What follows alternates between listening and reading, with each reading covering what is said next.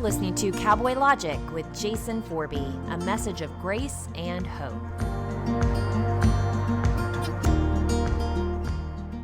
All right, everybody's good. We've been going back over kind of the process that's happened to us anyway of really what was life-changing, not just going to church somewhere, not just being religious or calling yourself a Christian. You can do all that and I went to church my whole life. That didn't change me. I memorized verses. That didn't change me. All the stuff that you're supposed to do, that didn't change me.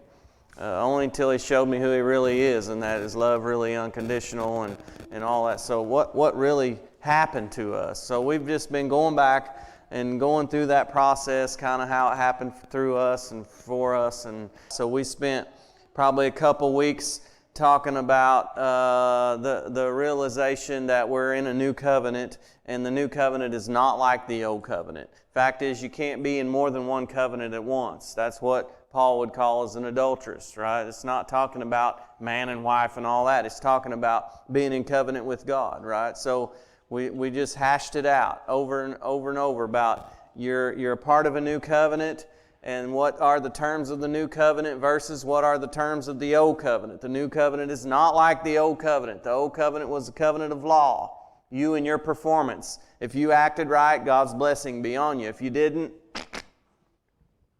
right? So we're part of a new covenant. So we hashed that out. And then what are some of the terms to what the new covenant is, right? We spent a couple weeks hashing that deal out of one of the hinge, the staple of the new covenant, and participating in that is the realization that He remembers your sin no more.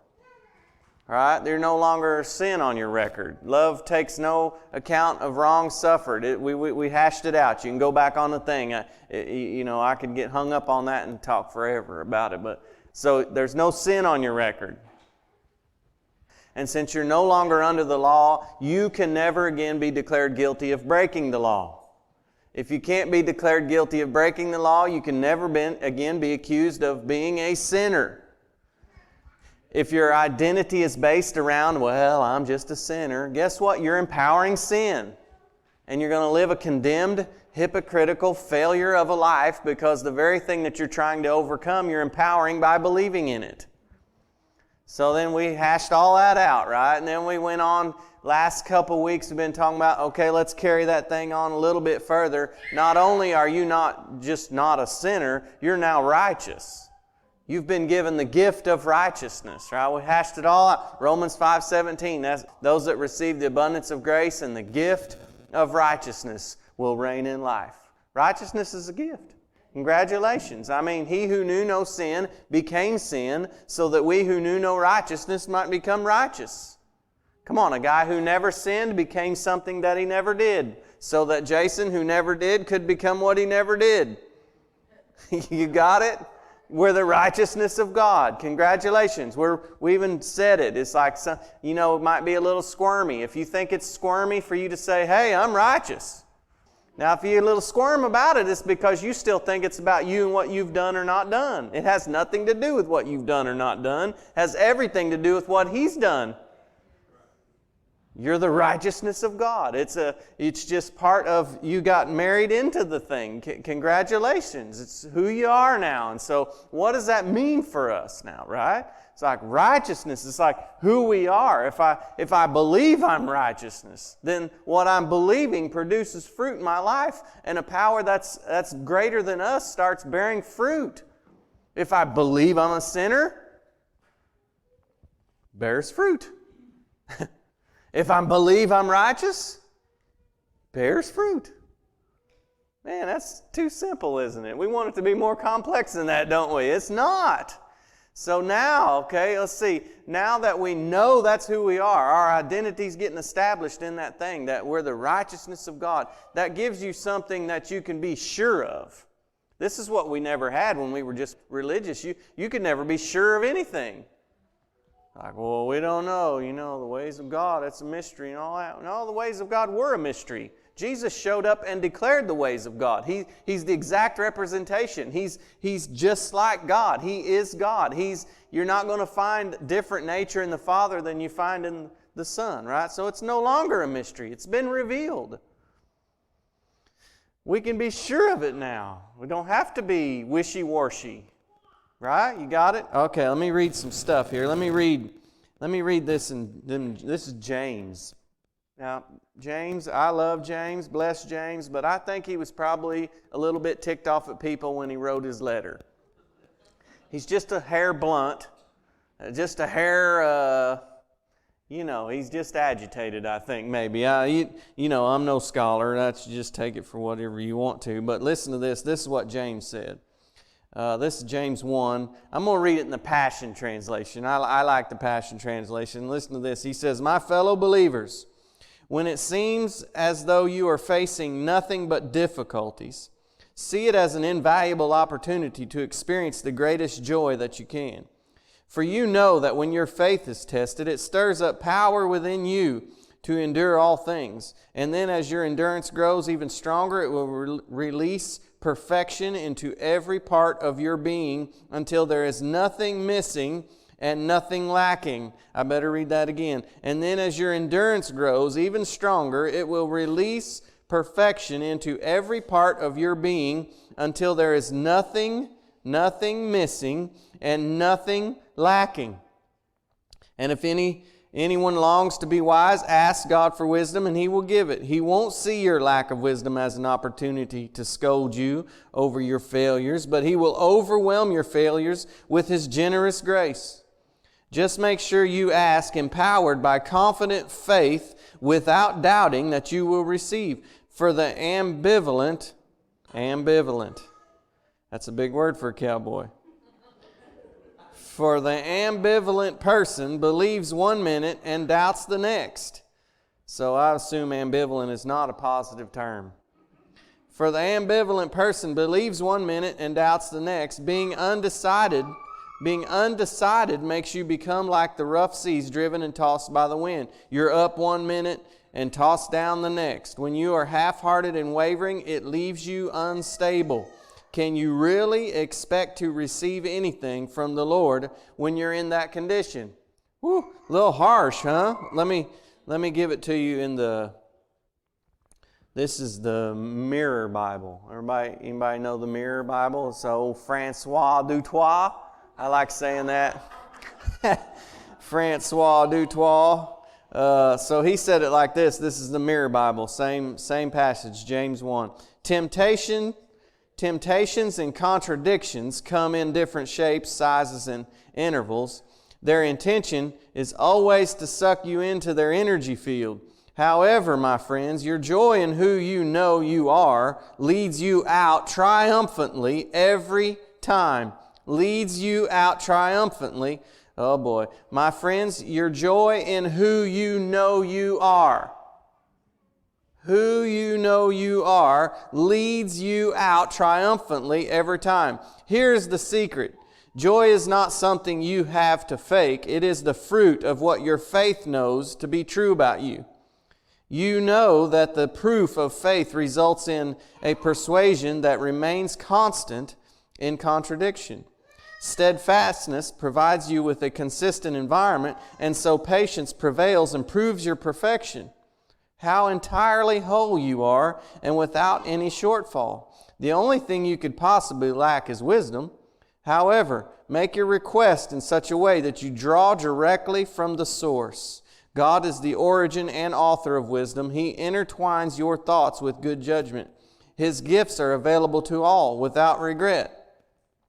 Your requests give voice to faith. Your requests give voice to faith. Faith is the stabilizing factor. Otherwise, you become driven by emotions that get out of control like rough seas tossed by tempest winds. A haphazard request makes it impossible to interpret God's wisdom accurately. Someone of two opinions remains jittery in all their judgments and seems always lost for direction. All right, is that good? Man, that's a Mirror Bible. I like it. So I'm saying, here's what I think James is saying. If you're sure if you're just plumb convinced, I mean, you're just sure about it. There's only one way to be sure about it, and that's to know that our surety is found in what He's accomplished, not in what you have or haven't accomplished. Come on, you got it? You can say it like this: by grace are you saved through faith. Right? Ephesians 2. By grace, that means you didn't earn it. That means you didn't deserve it. You didn't do anything for it.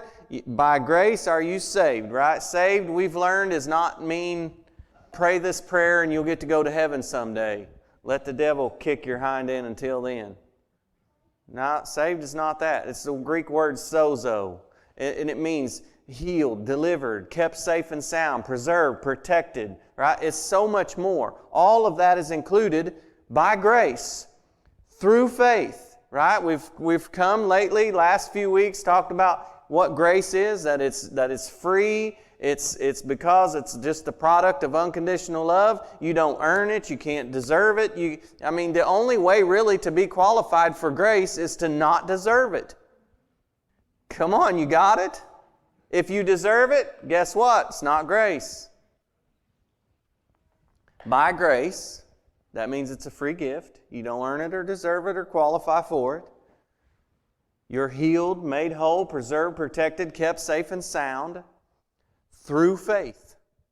Now, I went my whole life not really knowing what faith was. I mean, I knew I could say the word or quote a verse or something, but what faith really is, this was a huge thing for me to come into the understanding of. Is really it's believing something that I don't necessarily have evidence for. It's believing in something that I can't necessarily prove. Fact is, the evidence and the proof might be completely opposite of what it is that I'm believing by faith, right? So I could say I'm saved even though the proof might not be there. Come on, we didn't understand this in church growing up because I thought, well, I prayed this prayer, I came to the front and I even cried. This is for real. I was serious about it. Better than you people that don't cry. Huh? See what I'm saying? But then I thought, well, I'm saved. Surely I saved. I cried. That means it had to have been real, right? But then come Monday, I wasn't much different than I was Saturday night. Like, what? Well, maybe I'm not saved. Am I saved or am I not saved? Not understanding that I'm believing this thing by faith, not because I have proof.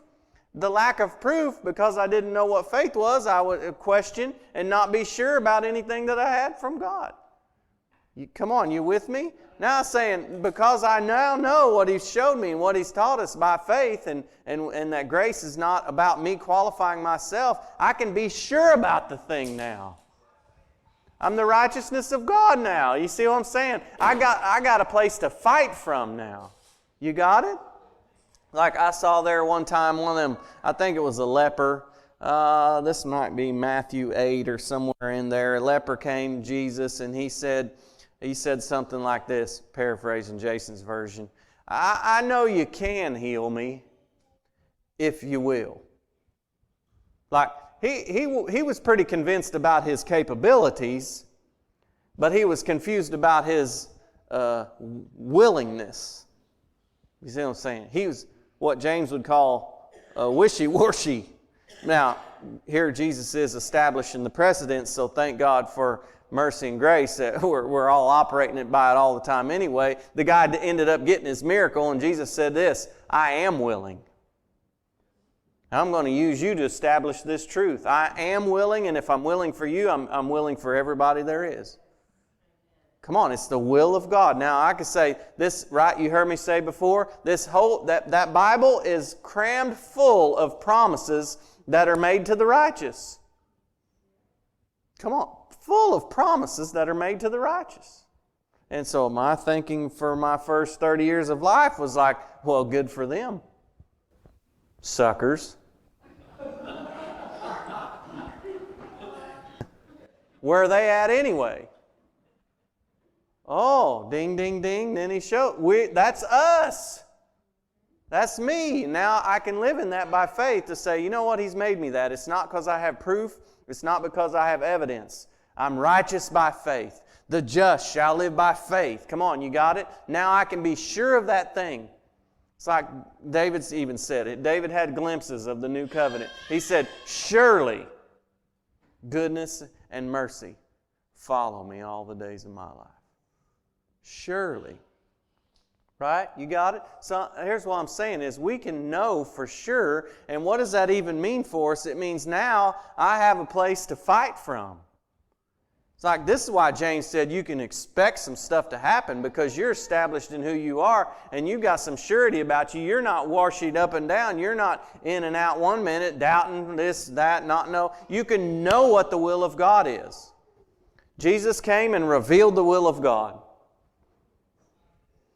Come on, Jesus came and revealed the will of God. Did Jesus ever not heal somebody that wanted healed? Did Jesus ever not bless somebody that needed blessed? Come on. Now life and circumstances have declared some of that stuff to us. But come on, is our truth established in life and circumstances? Or is our truth going to be established in the life of Jesus and the God that He revealed? All right, now I can start to be sure of this thing now, right? I can say these promises are mine because I'm the righteousness, and now I have something to fight from. I have some place to fight from. If you're not sure, how can you fight? You see what I'm saying? It's like living victory, triumphantly let out. Matt, would you hold my knife for me? It's my knife, right? So I didn't bring my Sunday knife today, so don't cut your sandwich with that, all right? But now, let's see, Matt's got my knife, right? You all saw it? Matt's got my knife. Now let's just pretend for a minute that Matt, how'd he get my knife? I don't know. He's an agent of darkness, and darkness just means I was ignorant of some, there's a lot that I still don't know. Darkness is just not knowing. The light is now I know. Darkness is I don't know. You got it? It doesn't have to be some big evil conspiracy. It's just being ignorant of something. Right? Once I come into the light, it's like even Bugs Bunny or Wile E. Coyote. Ding, the light bulb came on, right? What happened? He got an idea. He came into the knowledge of something. So knowing and having revelation is light. Not knowing is darkness. So an agent of darkness somehow played on my ignorance. I'm not sure how it happened before I realized it. He got my knife. Now if he could say, well, now this is not your knife. You don't have any proof that this is your knife. You can buy this knife down at Walmart. Everybody's got a knife like this. You have no way of proving. You cannot be sure that that's your knife. Well, if he's right about that, and it is just a Walmart knife, and there's no way of proving, there's hundreds of them sold all the time, I don't really have any proof that it's my knife. Do you see how I can't be real sure about it? Do you see how I don't have much grounds to really put up very much of resistance or even put in a fight about the thing? Come on, you with me? But what if I say, hey, that ain't no Walmart knife. My daddy gave me that knife, and he scratched his name in the thing, and it's got my little leather string on it. You see how now, it ain't just a common knife. I can identify the knife. My daddy made sure that was my knife, and see how now I'm sure about it now. Now, because I'm sure about it, me and Matt's going to the dirt.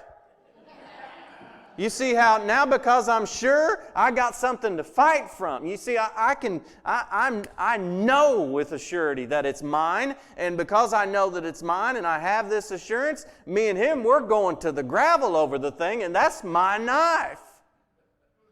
Come on, this is what James is talking about. If you have this kind of sureness in your gut, that you know where your faith is established and who provided grace from you, you have grounds to stand on and you have guts to fight, and it's yours. Come on, somebody. Stand up and take what's yours. Quit being a little mousy mouse and mealy mouth about it, and let's quit being so religious and, well, we're not sure. Well, everything will. God's in control.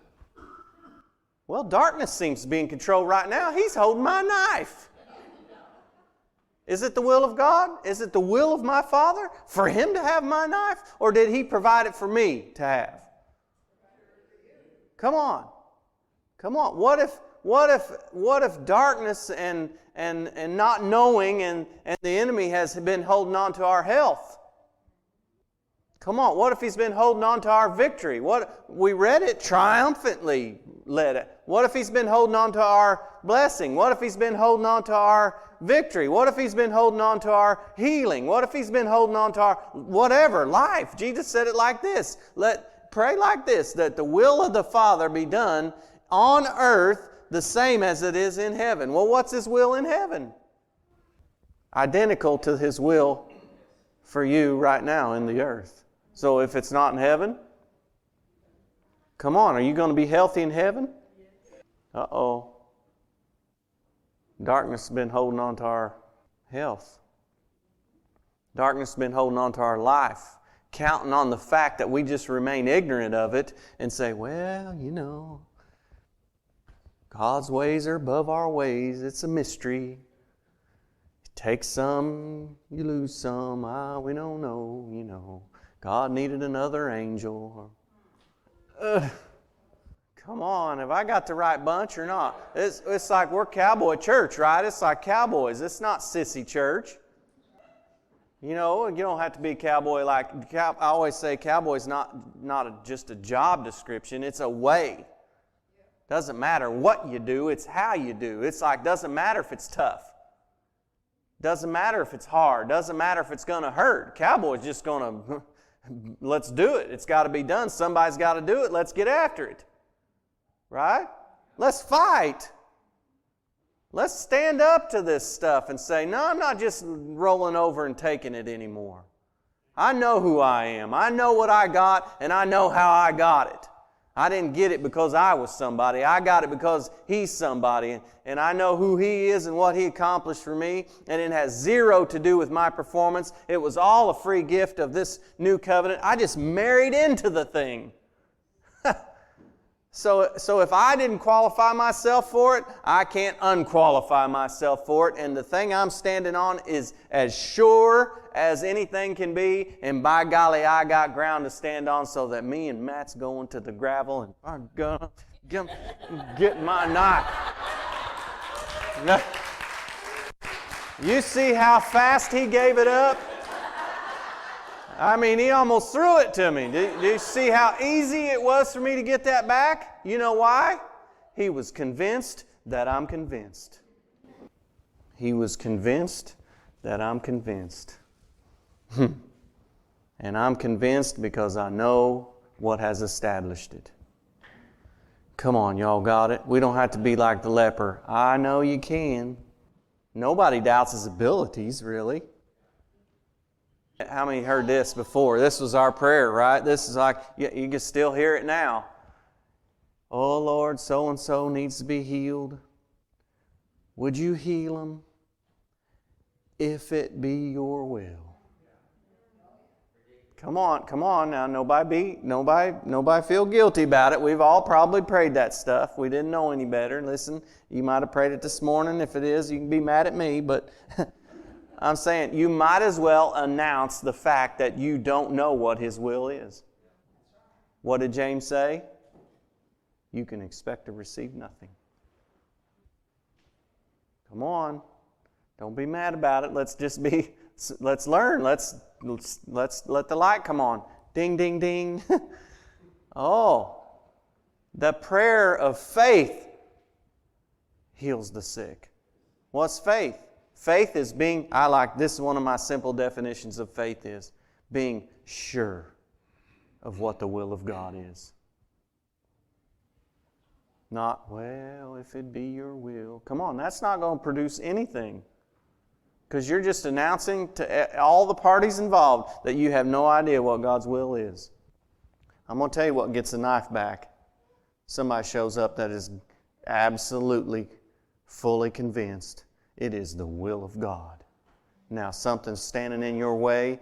Get your stuff and you get your sickness and disease and you can just go on down the road because we know who we are.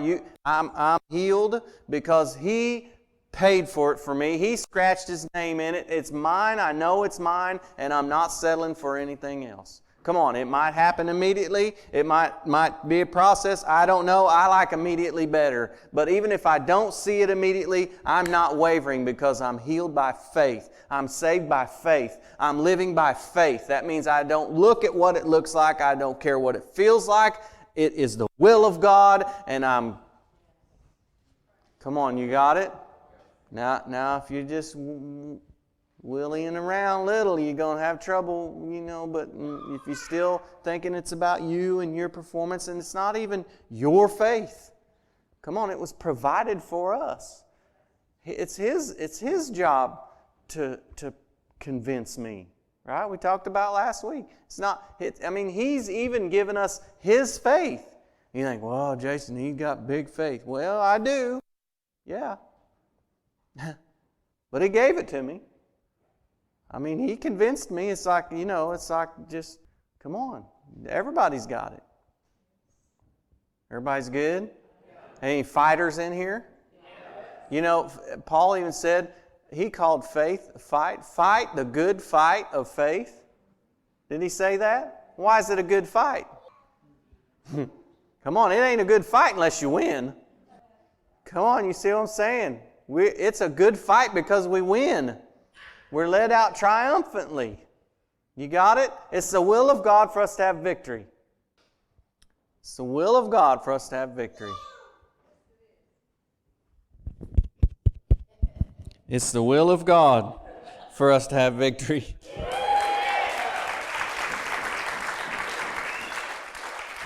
His promises are sure, they're true, they're yes and amen, every single one of them, and they're all available for the free taking as long as you're found among the righteous. Now, who in here is righteous? Come on, say, I'm righteous. Come on, say, that's me He's talking about. I'm qualified for everything that heaven has to offer now. Yeah.